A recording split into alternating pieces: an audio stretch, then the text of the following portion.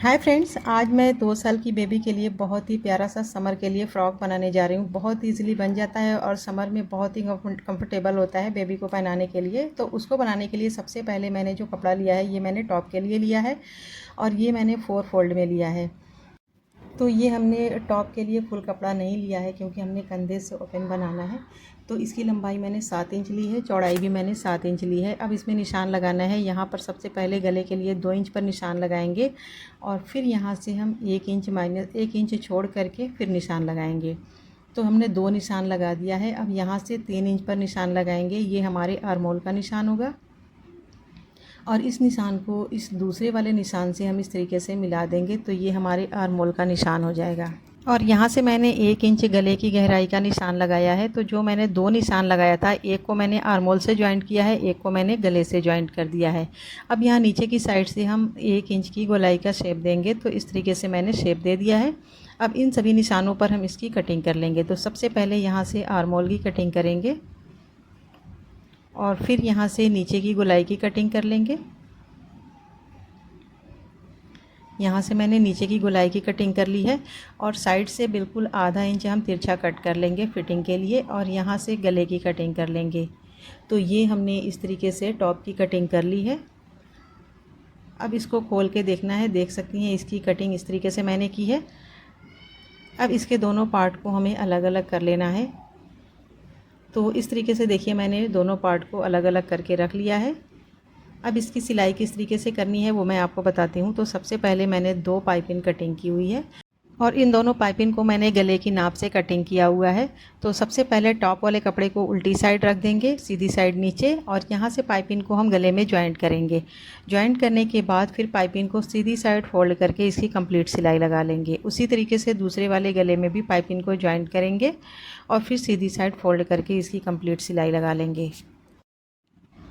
तो यहाँ पर देख सकती हैं मैंने दोनों गले में पाइपिंग लगा करके रेडी कर लिया है। अब बारी है दोनों के आर्मोल की सिलाई करने की। तो पहले हम दोनों पार्ट को आमने सामने रखेंगे इस तरीके से दोनों पार्ट को हमें रख लेना है और फिर कंधे की जितनी दूरी हमें रखनी है उस हिसाब से हमें रख करके इसकी नाप लेनी है। तो देखिए सेंटर में मैंने 4 से 4.25 इंच तक नाप लिया है। मतलब 4 इंच मैंने रखा हुआ है, पर 4 से 4.5 कर देना है, पर 4 से कम नहीं करना, नहीं तो गले गर्दन में जाके चिपक जाते हैं। उस हिसाब से हमें इसकी लंबाई रखनी होती है। तो इस तरीके से मैंने उसकी दूरी को बराबर रख करके सेट कर लिया है।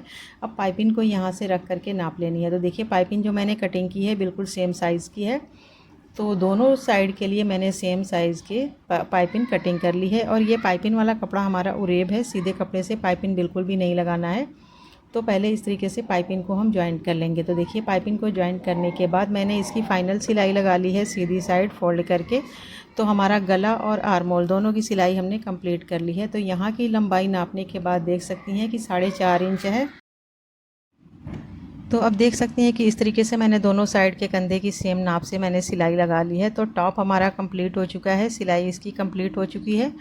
तो अब फ़िलहाल इसको हम साइड में रखेंगे और अगला काम हमारा घेर का है। तो घेर के लिए जो हमने कपड़ा लिया है इसकी लंबाई चौड़ाई मैं आपको नाप करके दिखाती हूँ।